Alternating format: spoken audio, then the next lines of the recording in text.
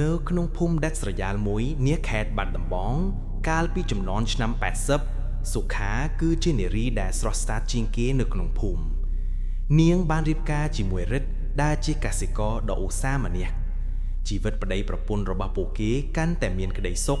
នៅពេលដែលសុខាមានប្តីពោះកូនដំបងប៉ុន្តែជោគវាសនាហាក់លែងសោចអាក្រក់ណាស់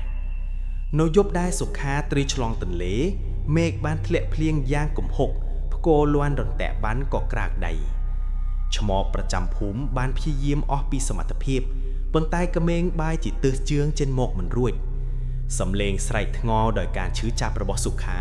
បានបន្លឺឡើងពេញផ្ទះឈឺកំពស់ផុតពីដីរិទ្ធដែលជាប្តីបានព្រមតែអង្គុយបួងសួងនៅក្រៅបន្ទប់ទាំងទឹកភ្នែកបន្ទាប់ពីការឈឺចាប់ជាច្រើនម៉ោងសំឡេងរបស់សុខាក៏ស្ងាត់បាត់ទៅរួមជាមួយនឹងដង្ហើមចុងក្រោយរបស់នាងនិងកូនក្នុងផ្ទៃដោយសារទំនៀមទម្លាប់អ្នកភូមិបានរៀបចំធ្វើបុណ្យសពយ៉ាងប្រញាប់ប្រញាល់ហើយបានទុកគ្រែនិងចង្ក្រានអាំងភ្លៀងរបស់នាងក្រឡាភ្លើងនៅឯផ្ទះបាយខាងក្រោយផ្ទះដដែលដើម្បីកុំឲ្យខកដំណំយប់នេះគឺជាយប់ថ្ងៃទី7បន្ទាប់ពីសុខាបានស្លាប់តាមជំនឿនេះគឺជាយប់ដែលវិញ្ញាណអ្នកស្លាប់ត្រីត្រឡប់មកផ្ទះវិញដើម្បីលាគ្រួសារជាលើកចុងក្រោយម៉ោង11យប់រិទ្ធកំពុងអង្គុយផឹកស្រាសកំដរទុកតែម្នាក់ឯងនៅលើផ្ទះធំខ្យល់បក់មកតាមចន្លោះក្តារធ្វើឲ្យចង្គៀងប្រេងកាតឆែកភ្លឹបផ្លែតភ្លឹបហាក់ដូចជាមានមនុស្សកំពុងផ្លុំលេងបរិយាកាសស្ងាត់ជ្រងំ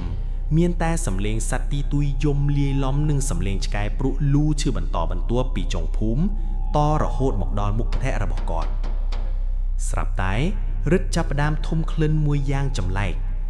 វាគឺជាក្លិនឈឺពុះឆេះលាយឡំនឹងក្លិនថ្នាំខ្មែរសម្រាប់ស្ត្រីទេពសម្រាលកូននិងក្លិនឈាមដែលកក់ក្រៀមក្លិននេះភាយចេញពីផ្ទះបាយនៅខាងក្រោយវគ្គទី3សំលៀងបំពេរិទ្ធដាក់កែវស្រាចុះគាត់ប្រាប់ខ្លួនឯងថាប្រហែលជាគាត់ស្រវឹងពេកហើយប៉ុន្តែមិនទាន់បានប៉ុន្មានផងសំឡេងមួយបានបន្លឺឡើងយ៉ាងស្រាលទម្លុះភាពស្ងាត់ជ្រងំនៃរាត្រីអូអឺកូនអើយកុំយំម្ដាយនៅទីនេះហើយដេកទៅណា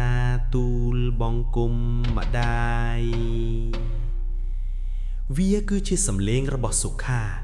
សំឡេងនោះតឹងណែនស្អកស្អកនិងពោពេញទៅដោយសេចក្តីសោកសៅស្ដាប់ទៅព្រឺដល់ឆ្អឹងខ្នងសំឡេងនោះកំពុងជីងបំពេចេញពីកន្លែងចង្ក្រានក្រឡាភ្លើងបេះដូងរបស់រិទ្ធលោតញាប់ដូចស្គរទោះជាដឹងថាប្រពន្ធស្លាប់ទៅជាខ្មោចតៃហោងក៏ដោយក៏ក្តីនឹកលាយឡំនឹងការចង់ដឹងបានជំរុញឲ្យគាត់ដើរតម្រង់ទៅមាត់ទ្វារផ្ទះបាយយ៉ាងយឺតពើងរិទ្ធលួកអើតមើលតាមចន្លោះមាត់ទ្វារគាត់ស្ទើរតែគាំងបេះដូងនៅកណ្ដាលផ្ទះបាយដ៏ងឿតមានពន្លឺភ្លើងខៀវស្រងាត់កំពុងឆេះសន្ធោចេញពីចង្ក្រាននៅក្បែរចង្ក្រាននោះមានរាងកាយស្ត្រីម្នាក់កំពុងអង្គុយបែរខ្នងនាងស្លៀកសំពត់ចាស់ដែលមានប្រឡាក់ឈាម3ជោគសក់វែងធ្លាក់ប្រជ្រួយដល់ក្តាររិទ្ធខំប្រឹងទប់ដង្ហើមប៉ុន្តែដោយអចេតនាគាត់បានបោះចំហៀនជួនលើក្តារបណ្ដាលឲ្យឮសំឡេងក្រឹបសំឡេងបំពេបានឈប់ភ្លាមមួយរំពេចស្រមោលនោះបានងាកក្បាលមកយឺតរហូតទាល់តែខ្មុកនាងបែរមកចំរិទ្ធទាំងស្រុងខណៈដែលដងខ្លួននៅរក្សាភាពបែរខ្នងដដែលក្បាលបន្វិល180ដឺក្រេផ្ទៃមុខរបស់សុខាដែលធ្លាប់តែស្រស់ស្អាតពេលនេះស្លេកស្លាំងដូចបបរភ្នែកទាំងពីររបស់នាងមានពណ៌ក្រហមទុំនិងមិនមានប្រស្រីភ្នែកសោះ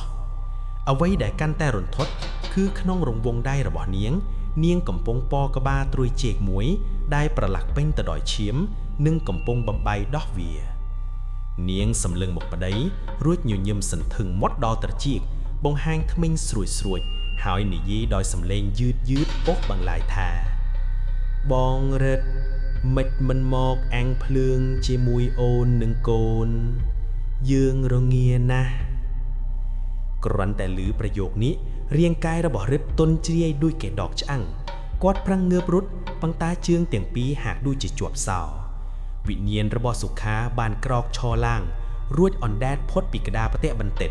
យាដៃដ៏វែងស្គមមានក្រចកខ្មៅស្រួតសំដៅមកមាត់ទ្វារដែលគាត់កំពុងឈរជួយផងរឹតប្រាំងស្រែកប៉ុន្តែមិនមានសំឡេងចេញពីបំពង់កសោះពេលដៃដ៏ត្រជាក់ស្រែបរបស់ប្រាយក្រឡាភ្លើងលូកមកប៉ះដើមឈូនគាត់រឹតក៏សន្លប់បាត់ស្មារតីទៅព្រឹកឡើងអ្នកភូមិដែលដើរកាត់ផ្ទះនោះបានប្រទះឃើញរឹតសន្លប់បែកពពុះមាត់នៅមាត់ទ្វារផ្ទះបាយ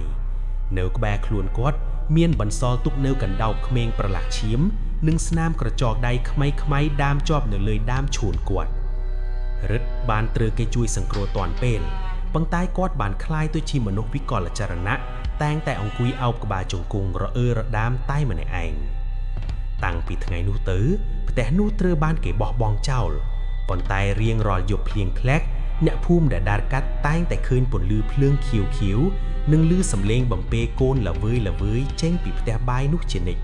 រឿងព្រាយក្រឡាភ្លើងគឺជារឿងដែលចាស់តែងតែហាមប្រាមកូនចៅមិនឲ្យនិយាយលេងសើចព្រោះវិញ្ញាណស្ត្រីដែលស្លាប់ពេលឆ្លងទន្លេត្រូវបានគេជឿថាមានមហិទ្ធិឫទ្ធិនិងកាចសាហាវបំផុត